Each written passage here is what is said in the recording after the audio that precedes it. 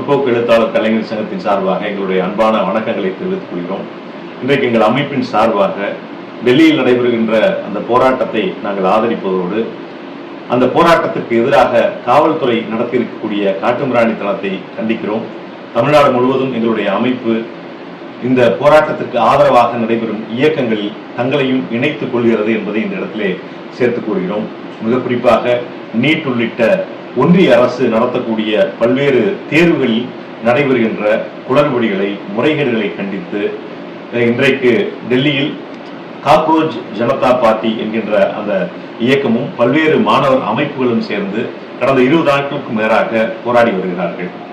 சமூக செயற்பாட்டாளர் சோனம் வான்சுக் அவர்கள் இந்த போராட்டத்தை ஆதரித்து உண்ணாநிலை போராட்டத்தை கடந்த 20 நாட்களுக்கு மேலாக செய்து வருகிறார்.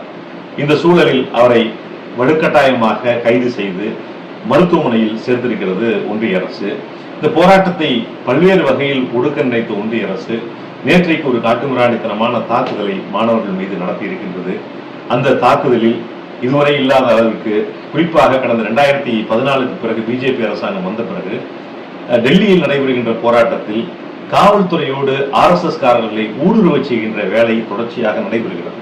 2020இல் சிஏஏ போராட்டத்துக்கு எதிராக நடைபெற்ற அந்த போராட்டத்தில் காவல்துறையினோடு இதே போல் RSS குண்டர்கள் கலந்து அந்த போராட்டத்தை ஒடுக்குகின்ற வேலையை, காட்டுமிராண்டித்தனமான தாக்குதலை செய்தார்கள்.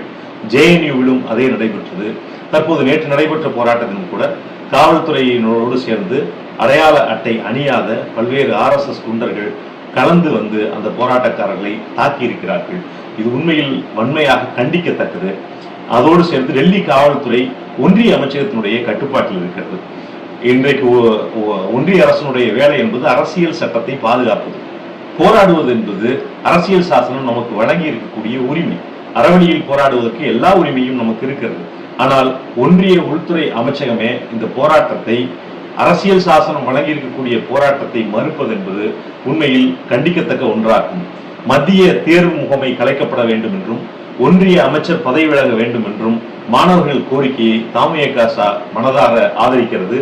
அதே போல் நீட் தேர்வுக்கு எதிராக இந்தியாவிற்கே வழிகாட்டியாக இருந்த மாநிலம் தமிழ்நாடு.